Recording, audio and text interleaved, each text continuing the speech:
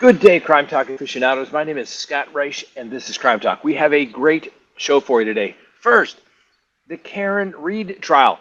The jury is telling the judge they are unable to reach a unanimous decision. We have a scheduling order in the Bryan Kohberger matter. Chad Daybell's home, John Pryor, he lists the Rexburg property. It's always about the money. Cops criminally charged for not doing their job. An Ohio couple are accused of torturing and cruelly abusing their 5 adopted children. Let me give you the example of a dying declaration, an exception under the hearsay rule. And then finally, our dumb criminal of the day. Let's talk about it. All right, lawyer. Good day, everyone. My name is Scott Reich, and this is Crime Talk. Thanks for joining us. You know the drill. Subscribe if you haven't, like if you do, leave me a comment below, and make sure you hit that little bell for notifications of when we go live or put up new content. Yes, we are still in the great state of Hawaii. We will be here until Sunday evening. The lovely Miss Kristen and I are obviously enjoying this beautiful weather, which is a constant 86 degrees with almost no humidity. Can you say perfect? Yes, it is perfect. Anyway, let's go ahead and get to the docket today for June 28th, 2024. Can you believe that the year is almost half over? All right, first on the docket, Karen Reed. Yes, the Karen Reed trial. You know, where Karen Reed is accused of running over her former police officer boyfriend and leaving him to die. Anyway, the jury is telling the judge, after some 22 hours of deliberation, that they believe they are unable to reach a unanimous verdict.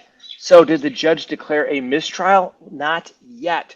She basically gave them what you refer to as a modified Allen instruction. And it says, hey, jury, go back and look at all the evidence. Stay firm in your convictions. If you believe the prosecution hasn't proven their case beyond a reasonable doubt, that's okay. But listen to all of the other jurors. Keep an open mind. Look at the evidence and see if you can't reach a unanimous decision one way or the other. Why? Because nobody likes a retrial.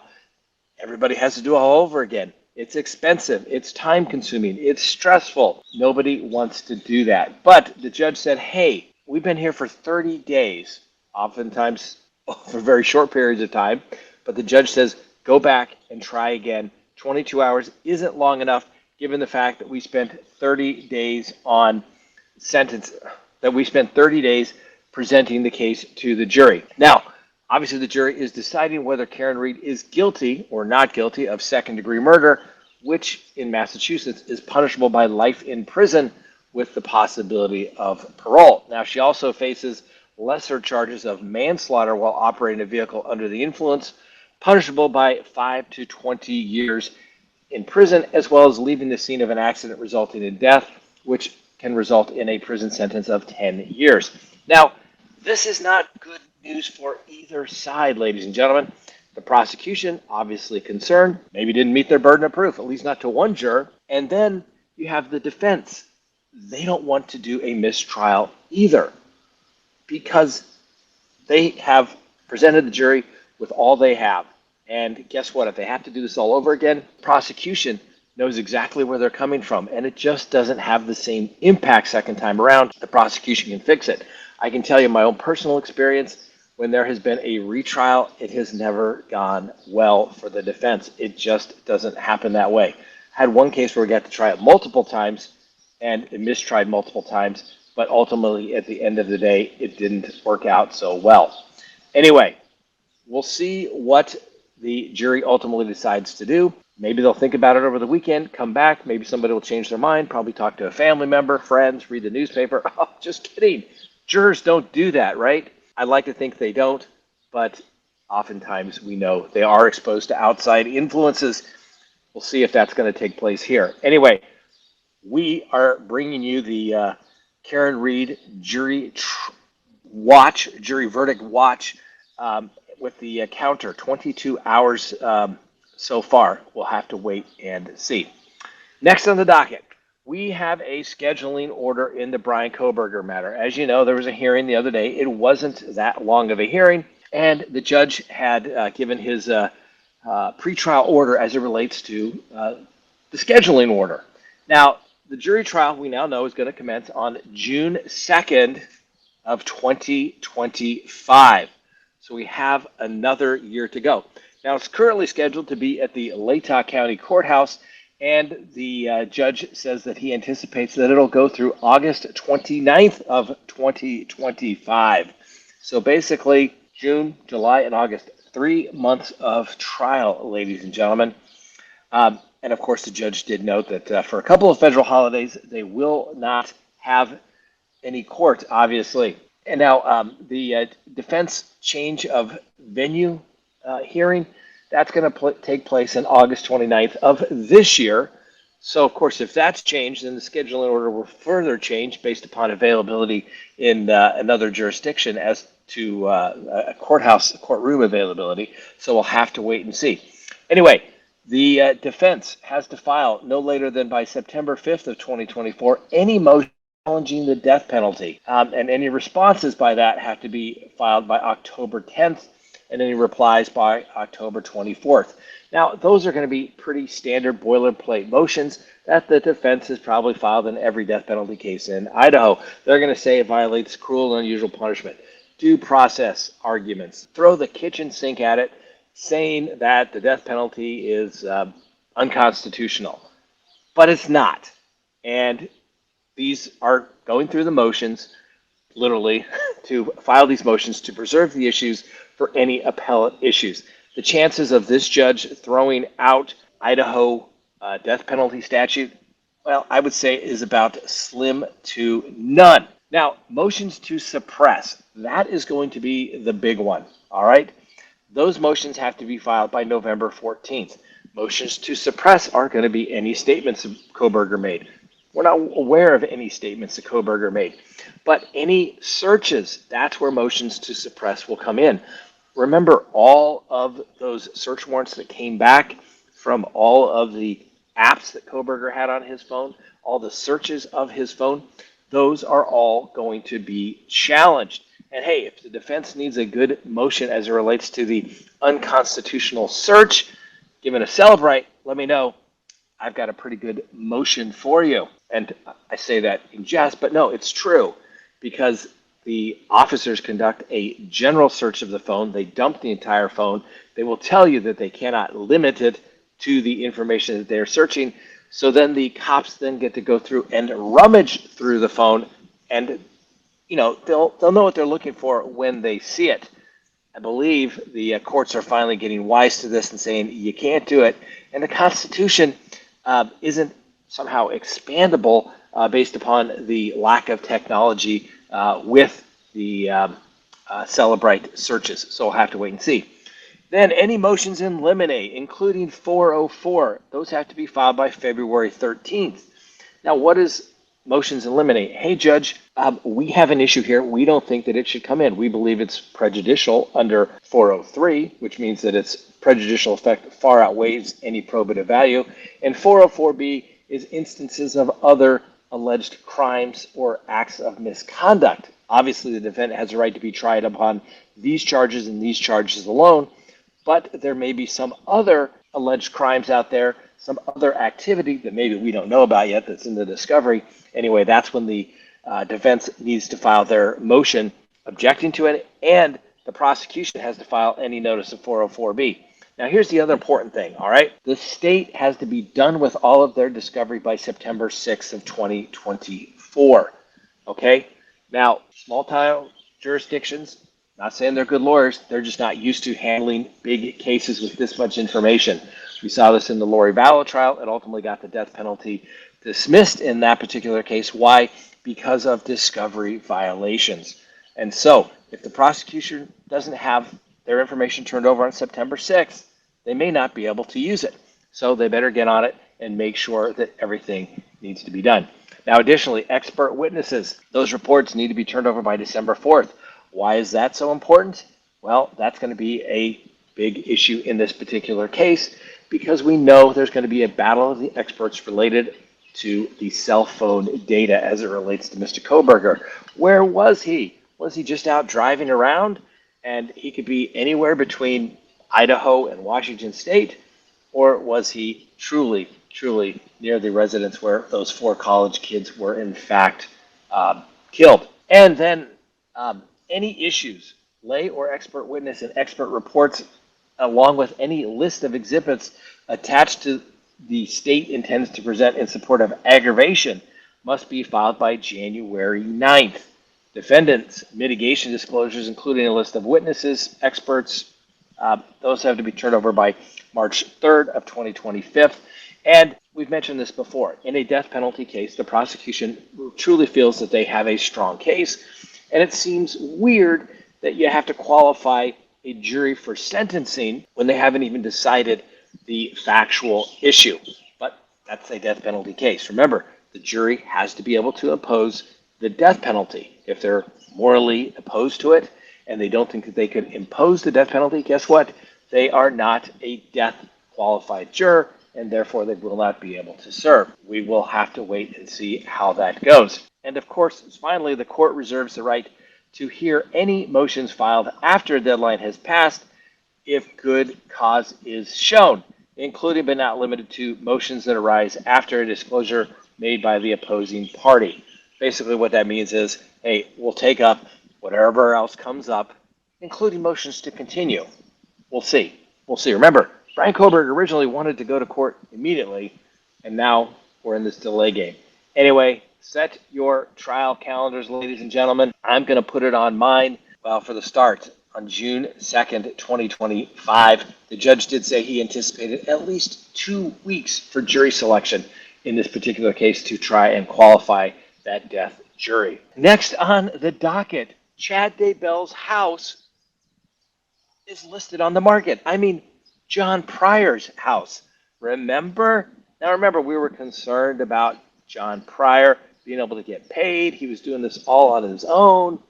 But what did we get? We got our initial retainer up front, and he got the house. He got the house of Chad Daybell. Well, he has not wasted much time, but he has now listed the house for some $350,000. Would you buy this house? I don't know. I've actually driven by it. Now, little weird, where people die, but people die in homes all the time. People are buried on property all the time. Not really.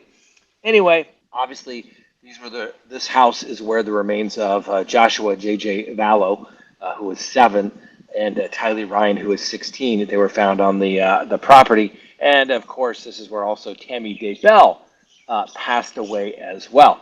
Now, if you are interested in this home, it is a 4-bedroom, 1.5 bathroom, and it totals 1,644 square feet of living space, and it sits on 4 acres of land. Now, we have shown several times our little drone footage when Frank and I went out there to Rexburg, Idaho to check it out. But as I've said, ladies and gentlemen, it's always about the money, is it not? Pryor had to wait till the trial got done.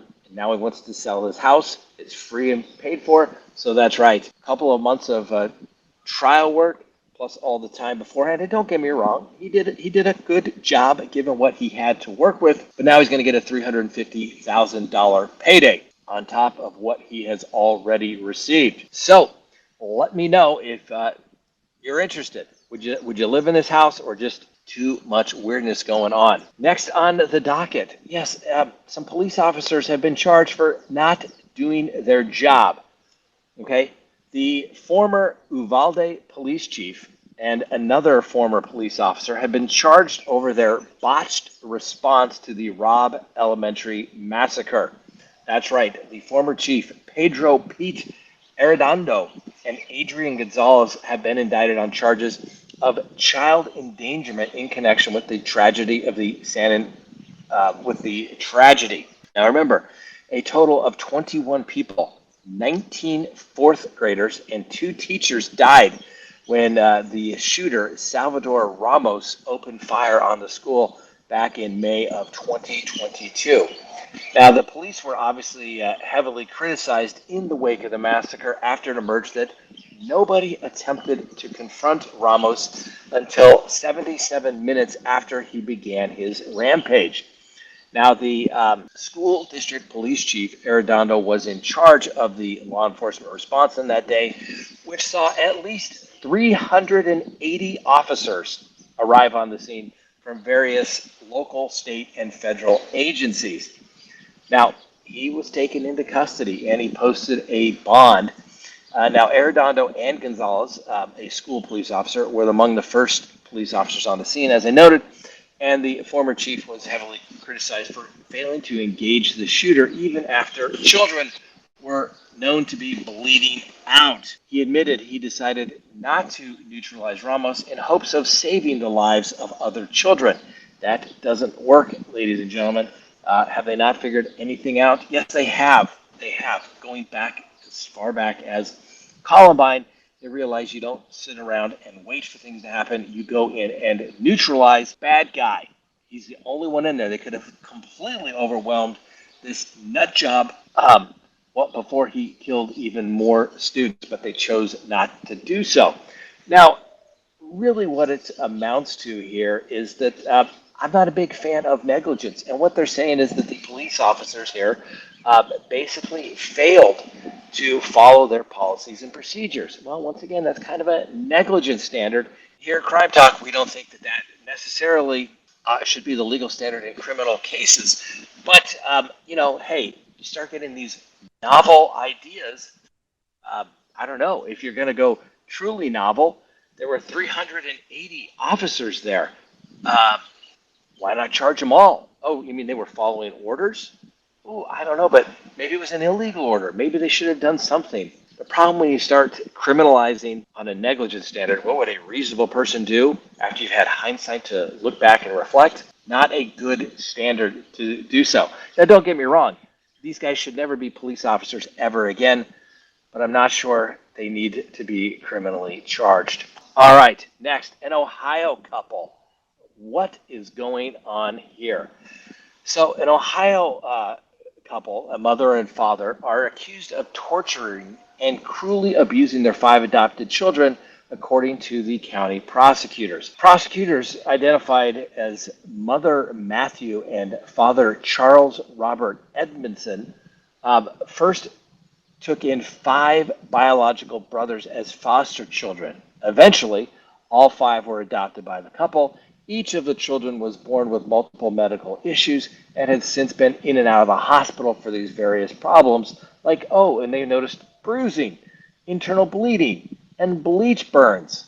And adoptive parents were always able to explain away all of the problems. Now, it turns out that the police investigated and convicted Charles Robert Edmondson for engaging in sexual relations with a different adopted son, who officials said was an adult at the time, but had been groomed from a very young age. Now, following that investigation, the police said that the detectives recovered several videos showing the parents treating the 5 biological brothers worse than what they described as prisoners of war. Now, the prosecutors alleged that the children were shown to be malnourished, naked, and huddled together, trying to stay warm in a locked room in the basement. Now, during a court hearing for Matthew, the mom, on Wednesday, prosecutors said the 5 kids were kept in a dungeon when they were being punished, and they had no food or clothing. Their mother would then talk to the children through a camera similar to cameras that pet owners would talk to their pets through, according to the prosecutors. Now, in videos, too graphic apparently to describe in court, it's very clear that these children were tortured, abused, and traumatized on a near daily basis. Now, all the children were in fact removed from the family home back in February, but like I said, both the mother and the father were indicted on 5 counts of child endangerment. Both the mother and the father were indicted on 5 counts of child endangerment, 3rd-degree felonies, and if convicted, they could face up to 18 years in prison. Horrific story. I mean, these kids just want parents. They just want a family. And then they get thrown in where somebody is taking advantage of them. I've seen these type of cases before, literally where people have adopted children so that they could use these children as their little sex toys, their personal slaves. It's absolutely disgusting. And it makes you wonder how these individuals can slip through the cracks, so to speak, and be found to be good and able to adopt children that just want a good home. And most of the time, these children are already coming from a very bad situation, and it just makes it worse. They will be forever broken. Next on the docket, let's talk about a dying declaration. All right, we've talked about this before. Hearsay is not admissible in court. What is hearsay? It's an out-of-court statement being offered for the truth of the matter asserted. Well, the out-of-court statement is anything that's not being testified to on the witness stand. So always remember, a witness cannot testify as to what somebody else said or saw on the witness stand. That is hearsay, although there's exceptions to that. Now, let me give you an example of that. All right? A 60-year-old man in Arizona was arrested for allegedly killing his wife and his mother-in-law roughly a week after his wife filed for divorce. Now, Richard McGrath was taken into custody and charged with 2 counts of first-degree murder, 2 counts of aggravated assault, 2 counts of kidnapping, and 1 count of armed robbery and burglary in the slaying of his wife, Marcia McGrath, and his mother-in-law. Now, according to the affidavit for arrest, the Maricopa County Sheriff's Office arrived about 3:07 a.m. responding to an emergency call regarding an armed male at an apartment complex. And when the complainant told the emergency dispatcher that they and another person heard a loud banging noise from the apartment upstairs, they were worried that maybe someone had fallen down. Anyway, the person on the 911 call grabbed their cell phone and began walking up the stairs to the second-story apartment to do kind of their own welfare check, and they noticed that the front door apartment was open. Now, about the same time, a white male wearing all dark clothing and gloves appeared from the apartment with the open door and holding a handgun. Totally normal, right? No. Anyway, the armed man, who investigators later identified as Richard McGrath, ordered the other apartment resident who was looking into complaints to lay down on the ground, threatened to shoot them if they moved, and the gunman, Mr. McGrath, took the cell phone from the neighbor who was worried that somebody had fallen. Oh, fallen they had.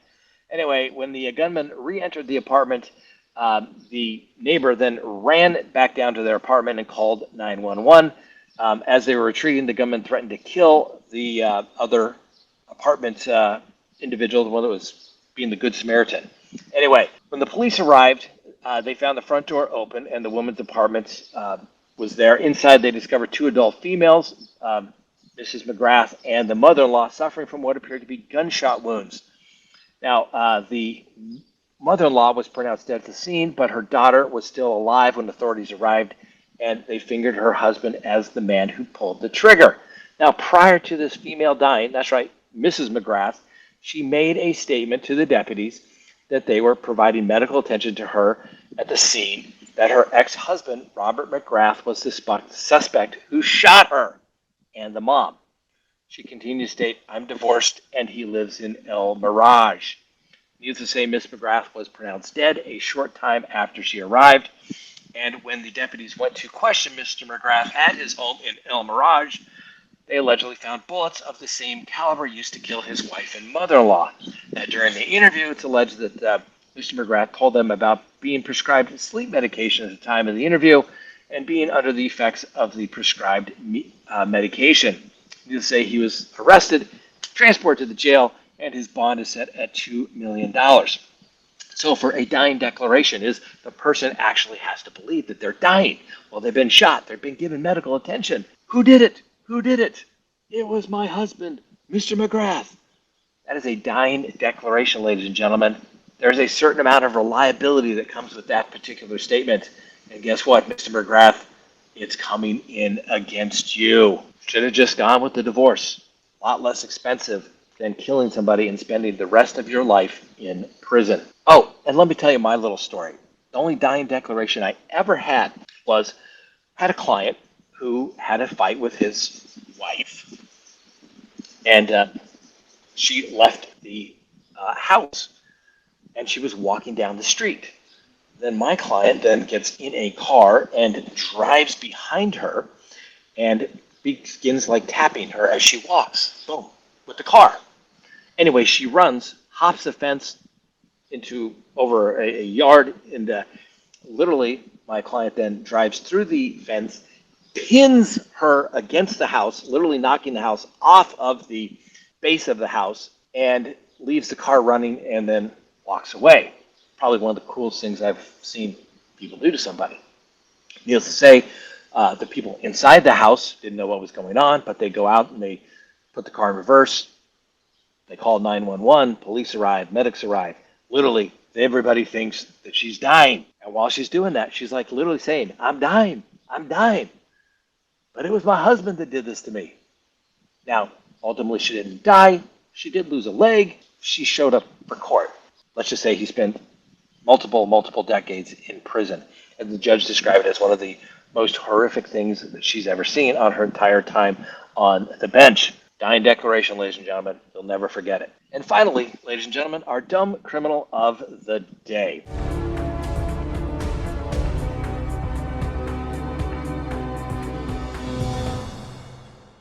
Please meet Samaya Thomas.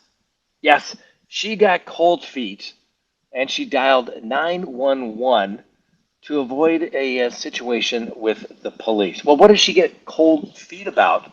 Well, apparently let me tell you what she did, and then we'll explain how we got there. Apparently, Miss Thomas, who lives in Iowa City, called police to report that her abusive ex-boyfriend had shown up outside her residence and was sending threats via Snapchat to hit, punch, kick, and stab her. That'd be harassment, as well as many other things at a minimum. Anyway, then Thomas claimed that she has known this man for 2 years and that she was pregnant with his baby. Well, needless to say, the officers responded, encountered this male that was there leaving the scene, and began an in-depth investigation about the reports being made. The man, who was detained by police, explained that he began speaking with Thomas just over a week ago on a dating app and provided text messages that showed that she was being honest and he really did just meet the female.